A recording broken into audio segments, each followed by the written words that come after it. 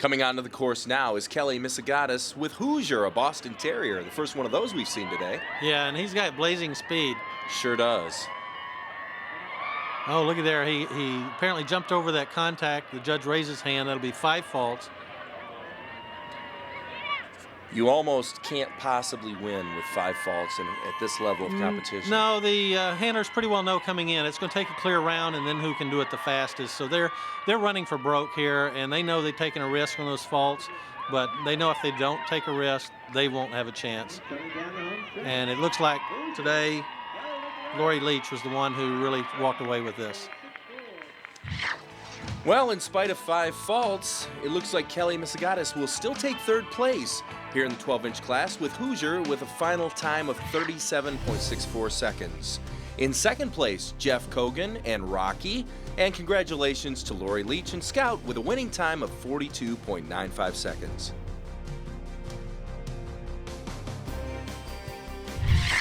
And kicking off the 16-inch class here at the Performance National Finals is Ken Fairchild with Echo, a Border Collie. Oh, he took a slip, but the dog kept going. Well, you can see the confusion it created. When he got behind, the dog wondered what happened. And now they get the refusal penalty. So they're early on with 5 faults.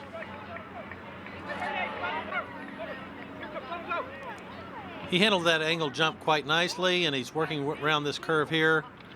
And he really let the dog have the room to work, and he went right up the A-frame as he should. Coming into a strong finish, it would appear.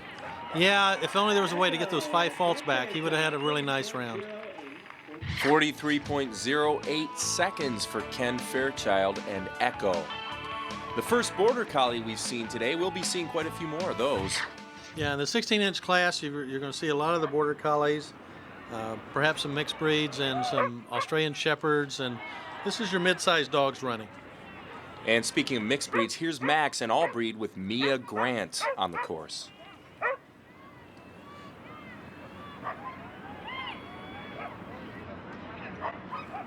Can you elaborate a little bit on what exactly is an all-breed, Ken? All-breed's what we all think of as our mixed breed dogs. It's a cross between one breed and another, or another breed and another mixed breed. But no papers. There's just no papers, and there's no pure resemblance of a purebred dog, which is fine. I mean, we find a lot of them are very good workers, and in fact, it's probably the 3rd most populous breed we have in our registry.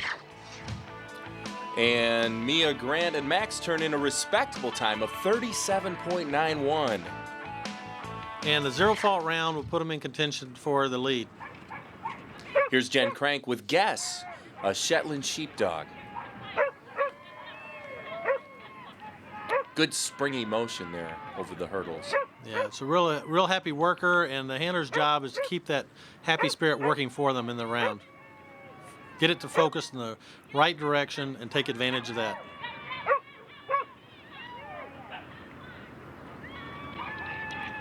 Our larger dogs seem to be focusing on that A-frame quite nicely. A lot of our smaller dogs had troubles and went out to the seesaw, and normally you would expect the larger dogs to be one with the problems, but so far we're looking good. We certainly are, and Jen Crank turning in a time of 36.23 seconds with Guess. And that's our new best score, 0 faults, so that will put her into the lead for the moment. And here comes Sharon Freelick with Rip, a Border Collie. And they seem to have real efficient footwork and good speed going for them here. Certainly do. A lot of enthusiasm through the weave poles. Absolutely, and of course they've been competing a number of years. Oh, there's a refusal there at that angled hurdle we've talked about. What's the penalty for that refusal? That's 5 points. And we saw that exact maneuver earlier, and they get the elimination call there at the A-frame. Ken, tell us a little bit about the Performance National Championships. These championships are the end of the road for the performance program each year. Our performance program is defined by the obstacle standards, and the A-frame's at 5 foot 6 inches, and the jump heights are at 8 inch, 12 inch, 16 inch, and 22 inches. And obviously the Performance National Championships attract some excellent competition. The performance program is growing by leaps and bounds, and it's a very good program. Up next, Michael Gooch with Misty, a Border Collie.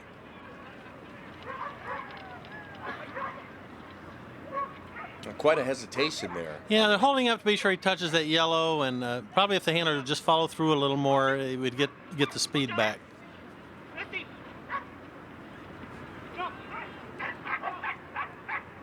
And indeed, they are moving at a good clip. Yeah, he's being very sure-footed, very efficient in his path. Oh, we got it. Just as soon as we say that, though, he turns the wrong way there. But he's recovered from it nicely. Just a little bit of a lapse in time.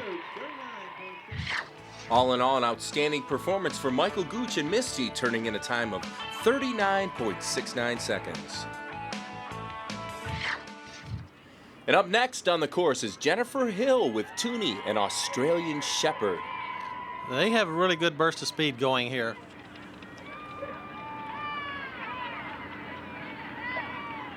That maneuver into the poles is one of the hardest there is to teach the dogs. That's just a nice, clean entry with the dog understanding what those weave poles are all about. Boy, a lot of speed on this course. They're really pushing it. Oh, wow. And there's that seesaw just looming out there. She let that speed get away from her. Well, isn't that the risk you run, though, when you go for the top speeds? You go, but you can't take your eyes off the dog. It's just one of those things that one moment lapse in your alertness, and it can do you in. And Jennifer Hill will unfortunately be eliminated, but a noble performance nonetheless from Jennifer and Toonie. Up next on the course, Ann Croft with Caper, a Border Collie. She's taking a long lead out here.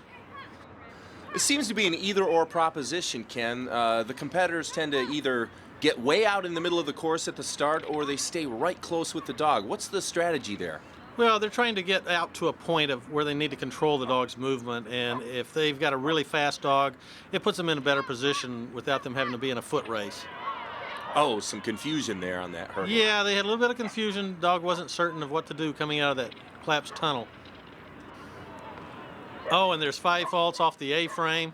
Missed that contact zone. Boy, that really hurts. Yeah, and then we had the bad turn out there coming off that hurdle, so that'll cost them a little bit of time. But that lapse of time won't overcome those 10 penalties they had on course at the refusal there at number 11 and the missed contact on the A-frame. A final time of 39.88 for Ann Croft and Caper. Coming onto the course now, Sarah Scott Dow with Sweep, a Border Collie. Wow, look at that speed as they really work that opening segment well, even though there's a little bit of a white out there. There's no friction in the air, that's for sure. So, outstanding.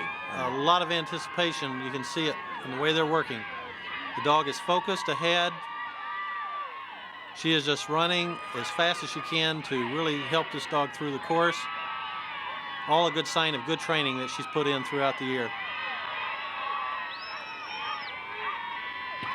Very nice seesaw.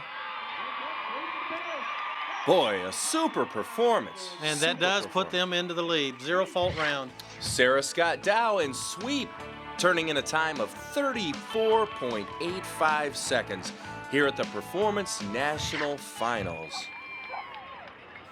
Up next is Dave Grubel with Tahoe, an Australian Shepherd. He's making a good time, too, on this course. Doesn't appear to be quite as fast as the Border Collie we just saw, but the efficient footing and path that he's taking certainly could give him a run for the money. And some really good teamwork and communication here between this pair.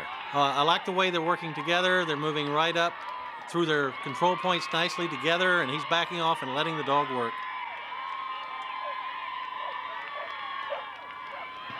Very, very nice.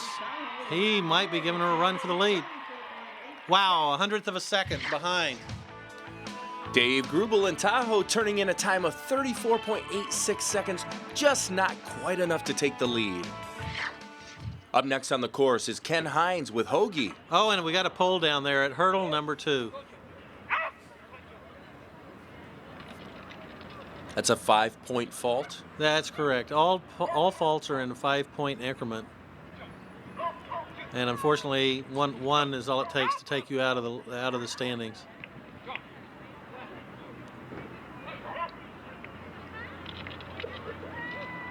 But yet a pretty coordinated effort all in all. Yeah, he's got a good, smooth, consistent round going. He just tripped that first pole, and it looks like the judge may have penalized him for the second pass, too. A time of 36.81, but boy, 10 faults can really put you out of the running in this kind of a competition. He'll be in the bottom half of the standings with 10 faults. Coming onto the course now is Jonathan Hanridge with Mesa and Allbreed. Oh, wow. He missed out ran out past the second hurdle and then across the jump. That's going to be an off course before they ever get started, hardly. So they're out, yeah. Looks like a very happy working dog, and it would have been nice to see how they could have fared overall. Handlers work hard all year, and it's really tough to see that happen so early in the course. And of course, at this event, we let them finish out the round so that they can show their stuff, and it's just a tough break. Show nerves can really make the difference. They do. They'll be back. And an enthusiastic performance from Jonathan Hanridge and Mesa.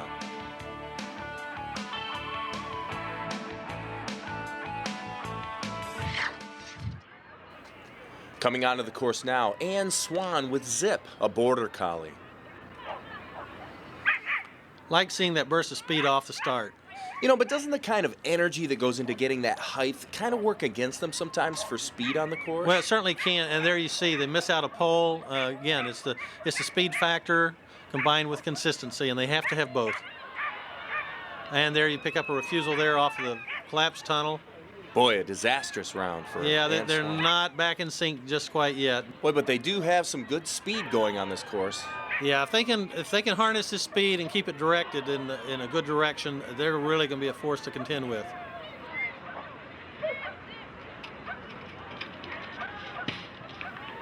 Boy, but this is a tough class, the 16-inch class here at the Performance National Finals. Poles down, 20 faults. Ann Swan with Zip turning in a final time of 44.68 seconds. And our final standings in the 16-inch class, Jen Crank and Guess pulled in third, Dave Grubel and Tahoe in second, and congratulations to Sarah Scott Dow and Sweep with a winning time of 34.85 seconds. And now we enter the 22-inch class with Kathleen Devine and Player, a golden retriever.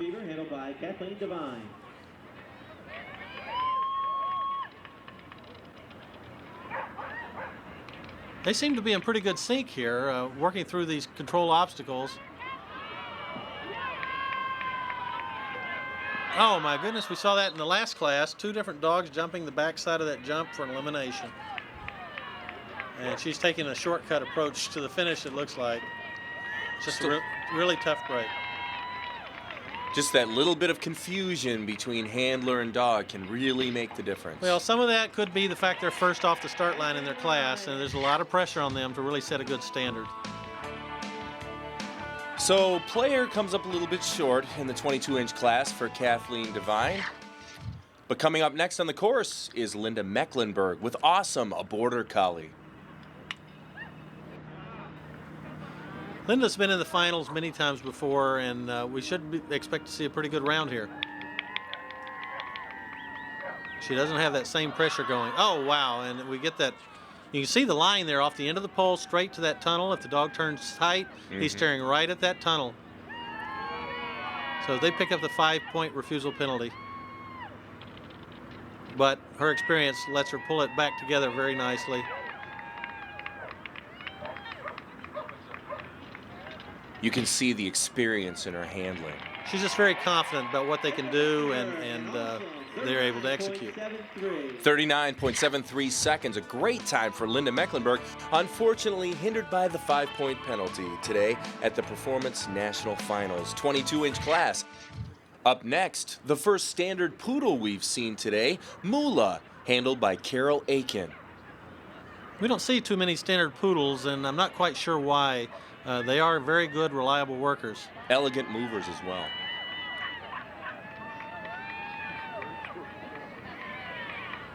Oh, and she overruns that entry, drawing a 5-point penalty for refusal, and there's a second one. So that's 10 points right off the bat. Oh, and she's missing a pole. Mula seems more interested in Carol than the course Yeah, today. she's very focused on her hands and what's going on outside the ring, and they just lost their connection. Well, and certainly the crowd interaction has to provide a distracting force as well. Someone who hasn't been at this level of event before, they're having to adjust to a lot of environmental factors. And of course, they've drawn the elimination there off course.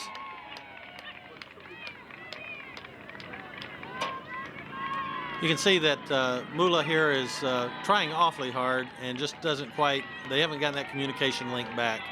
But I'm sure we'll see them back here again next year.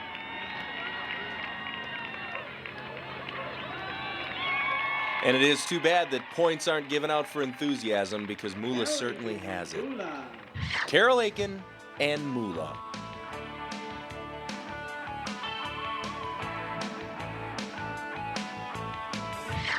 On board next in the 22-inch class is Donna Rojas and Cap, a border collie. They've got some good speed going into the course, don't they? They do, and they're very well connected. Oh, until right there, and a little bit of a glitch in the poles.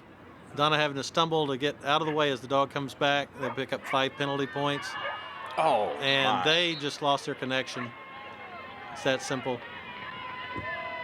You know, the weave poles seem like probably the most complicated movement here on the course. Is that the hardest to train? It is the hardest to train. It's about patterning the dog, getting the footwork right, and it becoming a habit. And if something goes wrong, it's very difficult to fix it quickly. And you've got to get back and get the dog focused and help them work through it. A little bit of a disappointment for Donna Rojas and Cap here at the Performance National Finals. 22-inch class. Up next on the course is Teresa Rodney with Jazz, a flat-coated retriever. Coming out explosively.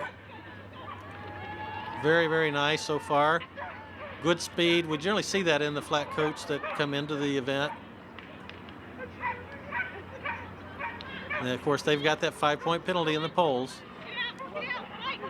We're seeing a lot of that in this course. It could be because of the proximity of those poles to the ringside, where the dog's just getting distracted from the crowd. Now, if the dog fails to go through the weave poles correctly a second time, is it an additional 5-point penalty? No, they only get the penalty once. They, of course, are losing time trying to fix those problems, so that's deemed to be sufficient penalty.